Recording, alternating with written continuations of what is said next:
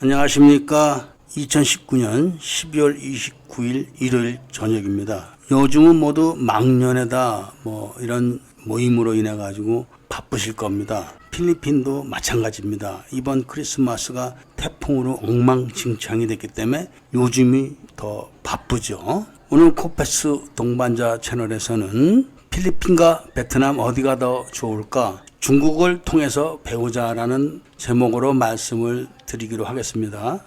요즘은 주변에 있는 지인들한테 베트남에 잘하는 사람 없냐? 이런 질문 많이 받습니다. 제가 베트남에 아주 오래 있었고 또 아들이 지금도 베트남에서 사업을 하고 있기 때문에 그렇죠.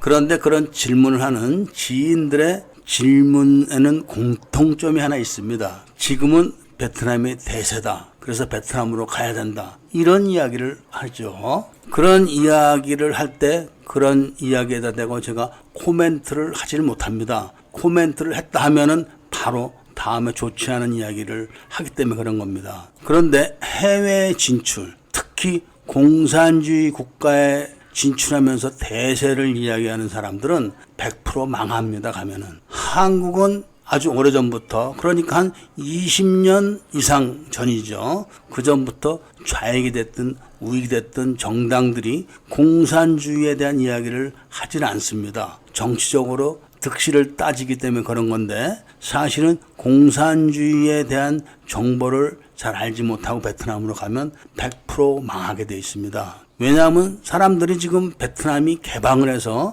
베트남이 공산주의 국가라는 것을 실감을 못하기 때문에 그런 것이고, 베트남은 공산주의를 해가지고 전 세계에서 유일하게 대성을 한 나라입니다. 성공을 한 정도가 아니라 대성을 한 그런 나라고, 소련은 공산주의의 종주국이면서도 망한 나라고, 중국은 아직까지 진행 중인 나라입니다. 중국은 성공한 나라가 아닙니다. 그리고 북한은 망한 나라죠. 그리고 북한은 공산주의 국가라기보다는 세습주의를 하는 이상한 나라입니다. 그리고 나머지 공산주의 국가들은 다 망했거나 전향을 했죠. 자본주의로. 이런 상황에서 베트남이 얼마나 무서운 나라라는 것을 아는 사람은 극히 드뭅니다. 베트남은 큰 나라가 아니면서도 미국을 물리쳤고 중국의 침략도 물리쳤습니다. 힘으로 물리쳤냐? 그게 아닙니다. 속임수로 물리친 겁니다. 그러니까 베트남 사람들은 체구도 작지만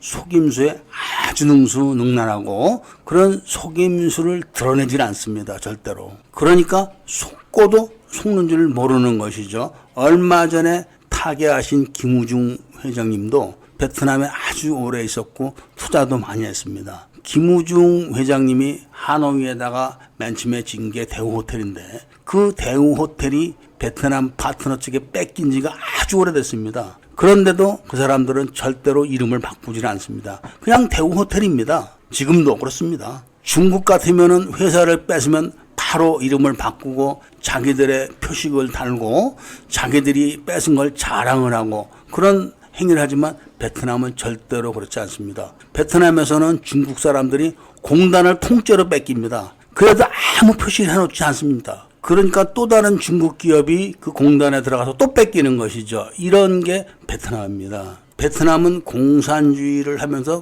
통일까지 하고 서양 세력과 중국 세력을 다 물리쳤고 다음에 캄보디아와 라오스를 점령까지 했던 나라이기 때문에 나름대로 긍지를 갖고 있지만 표시를 하지 않습니다. 절대로. 그렇지만 지금도 공산주의 국가로 체제를 유지하면서 공산당이 일당 독재를 하면서 말을 듣지 않으면 쥐도 새도 모르게 다 죽여버리죠. 베트남은 소수민족이 많습니다. 소수민족들이 이권 때문에 가끔씩 반란 비슷하게 난동을 부립니다. 그럼 군대가 가서 싹 다 죽여버립니다. 그래도 신문에 한 줄 나질 않습니다. 그렇게 통제를 하는 나라입니다. 그리고 공식적으로도 국민들을 감시를 하는 그런 나라이기 때문에 외국인도 예외가 없습니다. 요즘 언론에서 베트남에 대한 이야기를 참 많이 합니다. 소득은 한 달에 50만 원 버는 사람들이 외제차 1억짜리를 굴리고 하루에 몇백만 원씩 쓴다. 어떻게 그렇게 생활하는지 모르겠다.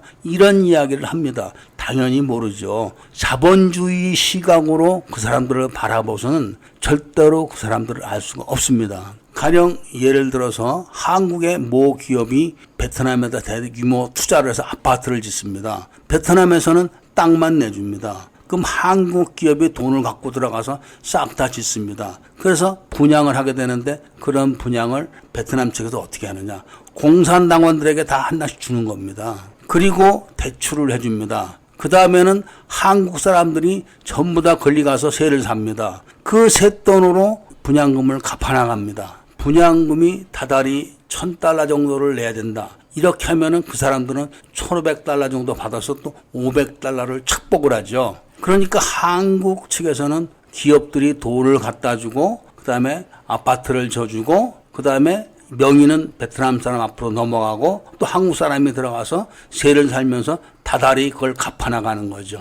그리고 마약 장사도 많이 합니다. 베트남 부자들이. 그리고 절도 횡령이 엄청납니다. 베트남은. 그런데 그런 것들이 절대로 보도가 되질 않습니다. 그렇다고 그게 문제가 되느냐. 그게 아니라 그 사람들 그게 문화기 때문에 그런 대로 그렇게 살아가면서도 또 이 국가에서 무슨 축구를 한다. 이러면은 전부 다 또 열광을 합니다. 그렇게 길이 들여져 있기 때문에 외국 사람들은 베트남 사람들을 잘 알 수가 없습니다. 아마 한국에서 중소기업을 하시는 분들이 베트남 사람들을 불법으로 고용을 했는데 베트남 사람들이 베트남에 갔다가 올 때는 전부 다 여권을 바꿔서 다른 사람 이름으로 해가지고 오는 걸 볼 수가 있을 겁니다. 그렇게 베트남은 모든 것이 그런 식으로 돌아가는 사회이기 때문에 그런 걸 외국 사람들은 알 수가 없습니다. 삼성이다, 현대다, 뭐 이런 기업체들도 전부 다 서울대학교 나오고 외국 유학 갔다 온 사람들이 현지 법인장으로 앉혀서 일을 잘하는 것처럼 겉으로는 보이지만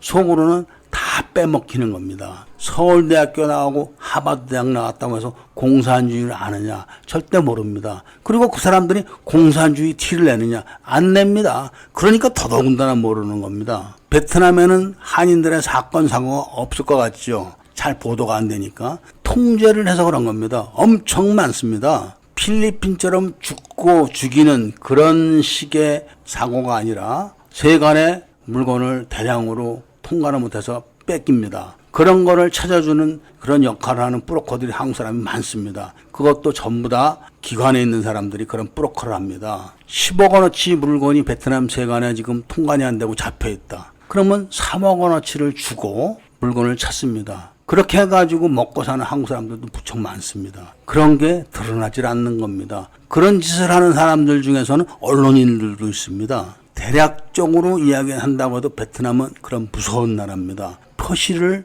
내지 않을 뿐입니다. 반면에 중국은 어떻습니까? 지금 중국에서 삼성도 철수했고 이마트도 철수했고 전부 다 철수를 했습니다. 완전히 다 알거지가 돼가지고 나갔죠. 그런데 베트남은 알거지를 만들지는 않습니다. 알거지를 만들면 다 가버리기 때문에 죽지 않을 만큼만 빼먹습니다. 그게 베트남입니다. 필리핀은 반대로 그렇게까지 빼먹고 속이고 그러지는 않습니다. 단지 업주가 뭔가 잘못하고 부도덕한 행위를 하고 이런 것에 대한 응징 차원에서 못살게 굴죠. 그리고 베트남하고 달리 필리핀은 노조가 아주 강한 나라입니다. 이것은 필리핀 기업도 예외가 아닙니다. 그래서 베트남 에어라인하고 필리핀 에어라인을 타보신 분들은 아시겠지만 필리핀 에어라인의 여자 승무원들은 다 아줌마들이 많습니다. 못 자릅니다. 노조 때문에. 단지 외국 사람이 필리핀에 대한 문화와 간섭, 법령을 잘 몰라서 빨리 망할 수는 있죠. 그런데 베트남처럼 전 동네가 다 짜고 전 직원이 짜가지고 회사를 감쪽같이 속여먹고 이런 거는 안 합니다. 필리핀은. 또 베트남도 가서 100% 다 망하는 건 아닙니다. 베트남 사람들도 공산주의자라고 해도 자기 자본을 가져와서 자기가 확실하게 관리를 하고 낼 거 내고 쓸 거 쓰면서 확실한 사업을 하는 사람들은 잘 건드리지를 않습니다. 건드려봤자 득될 게 없기 때문에 그런 겁니다. 그만큼 영리한 거죠. 이야기를 정리한다면은 어디가 좋다, 어디가 나쁘다 이런 차원이 아니라 사업을 하는 사람 그 주체가 얼마큼 자기 사업에 대해서 잘 알고 있느냐, 그리고 회계나 세무, 통관 이런 지식도 얼마나 잘 알고 있느냐. 그리고 노무관리 이런 데도 얼마나 능통하느냐. 그런 거에 따라서 사업의 성패가 좌우되는 것이지 대세라 가기만 하면 다 성공한다. 이런 것은 절대가 아닙니다. 필리핀에 와서도 자기가 통관 업무를 모른다. 통관 못하는 겁니다. 맨날 속는 겁니다. 그것은. 그런 것처럼 사업 주체가 되시는 분들이 자기 사업에 대해서 기술적으로, 그 다음에 행정적으로, 그 다음에 세무, 회계, 통관 이런 데도 다 박식해야지만 망하지 않고 성공을 할 수가 있습니다. 이런 정도가 되면 어느 나라 가도 다 성공을 할 확률이 높죠. 그러나 단지 멀리 본다면은 자본주의 국가에 가서 사업을 하는 게 좋습니다. 오늘은 여기까지 말씀을 드리고 이야기를 마치도록 하겠습니다. 구독과 좋아요, 추천을 부탁드리면서 이야기를 들어주셔서 감사드립니다.